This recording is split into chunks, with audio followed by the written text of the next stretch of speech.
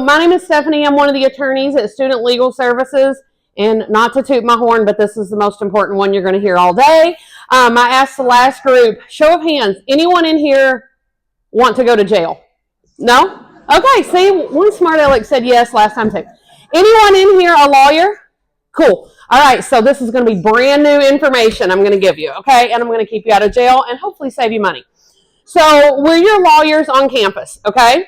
And I'm going to tell you how to access the services and all that stuff. But we will give you legal advice on any issue, okay? Nothing is too big or too small.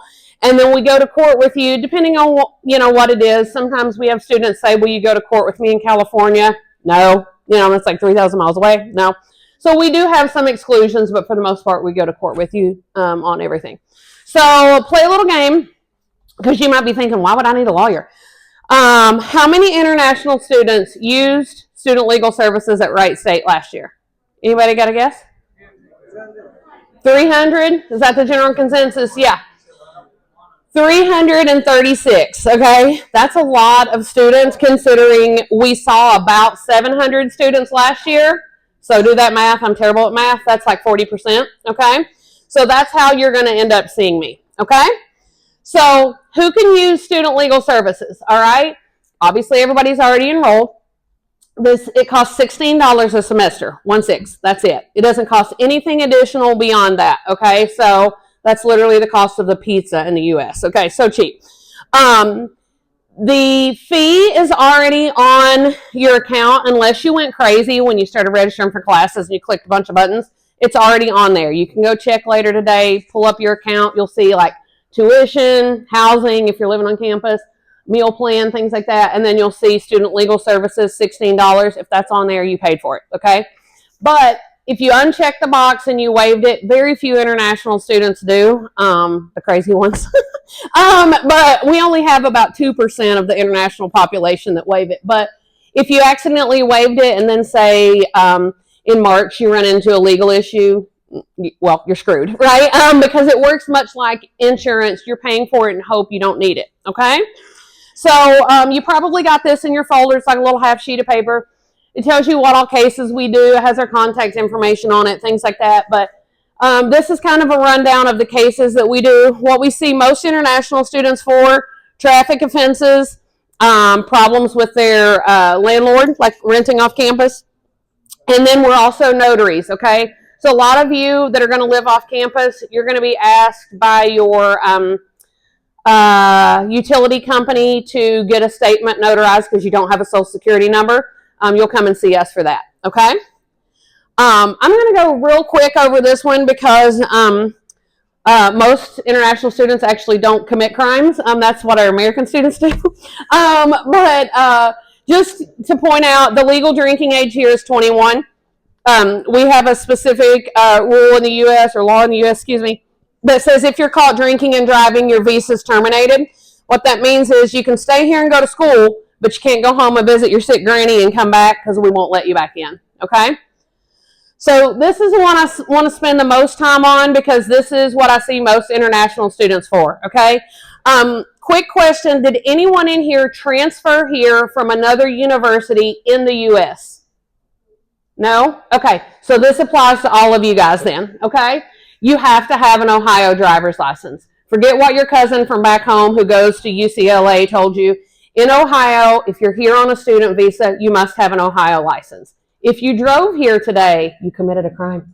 I'm sure you didn't because you just got here just a few days ago. But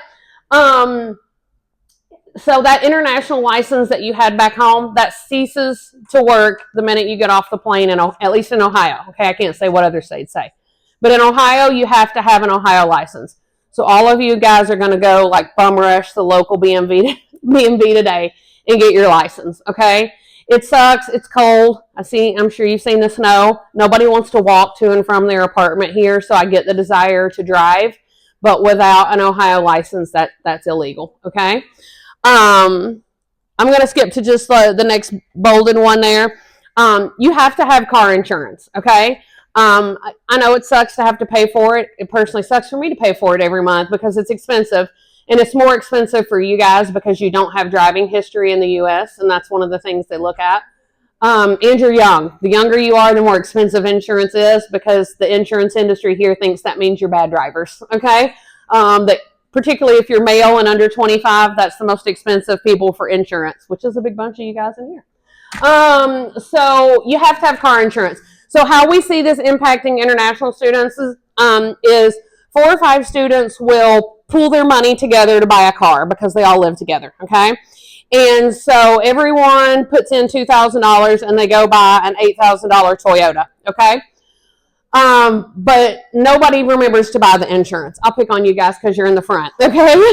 So you buy the car, it's in your name, but you're driving it because you guys are roommates and you put your money together.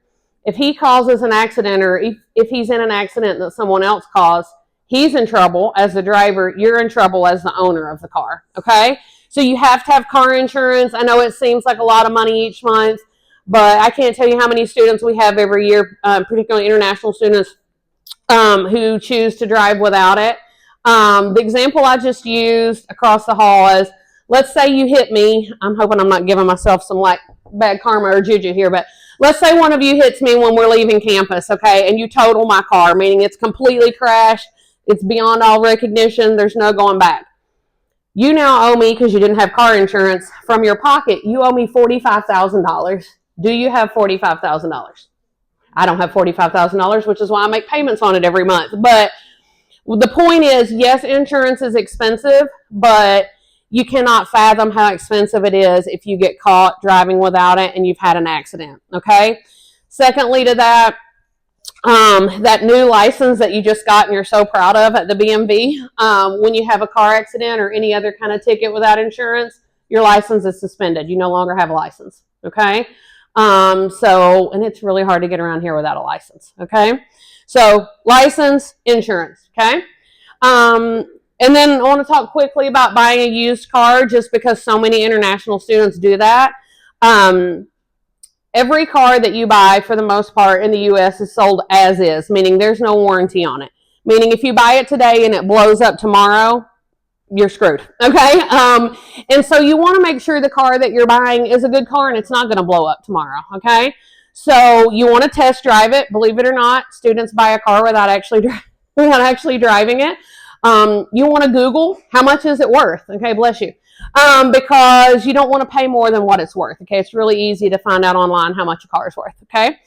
And when you find the one that you want to buy and you've tried it out, ask the person who's selling it to you, can I take it to a mechanic to let them check it out? If the person selling you that car says, I don't want to do that, that's a red flag that you should run away, okay? And used cars here are a dime a dozen. They're everywhere. You can find them on Facebook Marketplace. You can get them off Craigslist. There's dealerships right down the street here that sell used cars. So don't feel pressured to buy the first one that you like that's cheap, okay? Ask to take it to a mechanic, test drive it, and then when you finally decide, yeah, okay, I'm going to buy this car, ask them to meet you in public, okay? Please don't go to their houses. There's a lot, not near the university, but 15 miles or so from here, there's some sketchy neighborhoods we don't want you driving in. Meet them in public. Ask to meet them at the BMV, okay? It's well lit. There's lots of employees there, 8:30 to 5, and the people that work in the BMV are notaries, so they're going to be able to notarize that title for you. When you give the person the money, here's my $8,000 from my used Toyota, they're going to give you a piece of paper that says, congratulations, Robbie, you own the car, okay? If you don't have that piece of paper notarized, that car is worth $0 to you. You cannot do anything with it. You can't sell it. You can't put a license plate on it, nothing. So that little piece of paper is very important. So ask to meet them at the BMV, okay? Questions about any of that? No? Okay. I want to go really quickly into landlord-tenant law, which is just fancy terms for saying we're renting off campus, okay? If you have not signed a lease yet, because you're couch surfing with somebody from back home who goes to school here, please come and see us before you sign the lease. Once you sign your name to the bottom of that lease, you're locked in, okay? So it doesn't matter that tomorrow you wake up and you decide, this is too far for me to walk. I hate my roommate, whatever. It's too loud here. The neighbors upstairs are noisy. You're locked into that lease, okay? And a 12-month lease, depending on how much the rent is going to exceed $10,000. That's a lot of money to lock yourself into for something that you're not sure, like, am I going to like it? Okay? So come and see us. We can tell you in advance what landlords suck and don't want to work with you, and which ones are okay. All right. If you've already signed a lease and moved in, go home. Your homework today, besides getting the license, go home and take pictures of your apartment. If you don't take pictures and you go to move out a year or two from now and the landlord says, see that stain on the carpet where it looks like someone died? You did that. If you don't take pictures today, you don't have any proof that it looked like that when you moved in. Okay, so you need to take those pictures in advance. All right. Last thing, I didn't add this to the slide because it just came to my attention a couple weeks ago that someone's scamming some international students over this, which is, I guess, genius. But many landlords are going to require that you have a cosigner because you don't have a social security number. Okay, a cosigner just says, "I agree." Let's say I'm your cosigner. I agree. I'll pay for it if you cut and run and you don't pay for it. Okay. A cosigner should do that for you for free out of the goodness of their heart because they know your mother back in your home country. This guy that was scamming international students was charging them $250 a month to be a cosigner. He's literally doing nothing except for taking their money and just kicking back. So I'm thinking about calling the police on that guy. I haven't decided yet if that's a crime. He's not a student, so I don't care if he goes to jail. But you do not have to pay for a cosigner, okay? All right, lastly, I want to talk about scams because we see a ton of international students scammed, okay?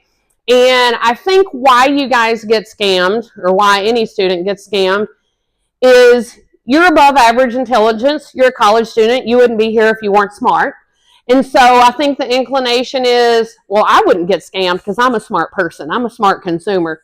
These scams are very, very sophisticated, okay? And so kind of the top two ones that I see international students for is these work from home type of things.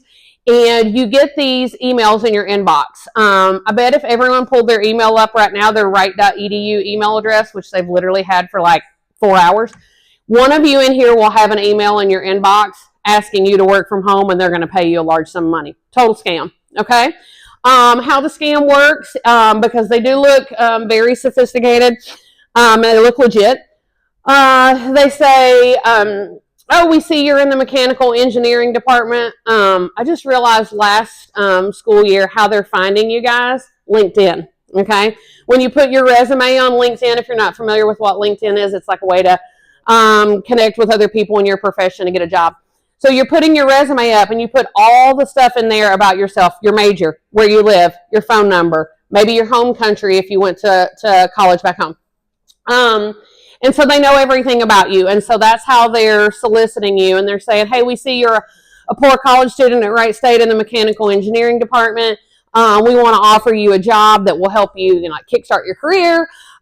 Here's what you got to do. We're going to send you a check in the mail, old school. We're going to send you a check for $2,000. And what we want you to do is we want you to go to Walmart and buy some small item. They usually specifically tell you what it is. Take it home, try it out, and then send us your written review of this product back. And once we receive that review, then we're going to ask you to send us money back, but you keep the balance, okay? So you think, wow, that's really easy. All I got to do is like go over here, buy this thing. It's going to take me like an hour. When they give you the paper check and you put it in your bank, it takes 3 or 4 days to clear the bank. Meanwhile, they will harass you to death over the next 2 days. When will you have the review for me? Please, my boss is bothering me, blah, blah, blah. Because what they want you to do is send the review and then wire them money back. Once you wire money, it's instant, it's gone, okay? They also sometimes say, well, we'll give you $2,000. You buy this, and while you're there, buy $1,000 in Apple iTunes gift cards, and then you tell us the gift card numbers or send us screenshots of it, but you keep the remaining $1,000. One, that's a scam. If someone asks you to pay them in gift cards, total scam. But two, what happens is 4 or 5 days later, your bank calls you and says that check you gave us was fake, and so now you're out the $1,000 that you just either bought the gift cards or you wired back, okay? So that's how the scam works. The other scam specifically for international students is they prey on your fear that you might get deported. And so they'll call you on the phone and they threaten you in some way. No United States government official of any department will ever call you. Immigration will never call you. The IRS, which is our tax division, will never call you. That's not how it works, okay? And so most recently, a student was scammed this way because the scammer was spoofing Wright State's phone number. So he thinks it's real because on his phone, it says Wright State University is calling him. So he answers, and they say, hey, we see that you filled out these immigration papers wrong. We need you to go home right away, correct them, or the cops are coming and they will send you to jail.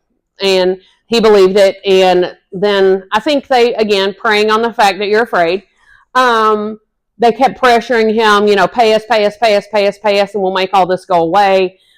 He ultimately did pay them. Of course, it wasn't real. It was a big scam. But these are very sophisticated scams. So again, no one's ever going to contact you and threaten you over the phone. That's just not how it works, okay? So I know I'm out of time, so I want to recap really quick. Make sure you pay the fee. Get your Ohio driver's license right now. Buy car insurance, okay? Again, be wary of these scams, okay? And use this early and often, right? I always tell students, try to beat the record.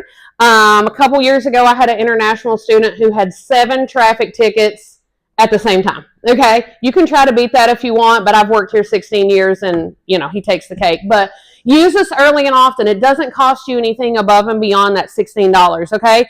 There's nothing that you can tell us that we haven't heard, okay? So probably the most important slide, this is our contact information. We do have a texting feature. I'm not saying I'm going to read it at 2 a.m., but I do check them on the weekends and in the evening. So everybody should be putting this number in your phone. And see, even the UCIE staff's taking a picture. Put this in your phone as campus lawyer or whatever, and you can text us. But please use us. That's what we're here for, is to help you guys and make your transition here to the U.S. like more smooth. So I want to thank you for your time. I'm going to be at the resource fair. If you have questions, you can stop by there and talk to us, okay? Thank you, guys. Welcome to Wright State.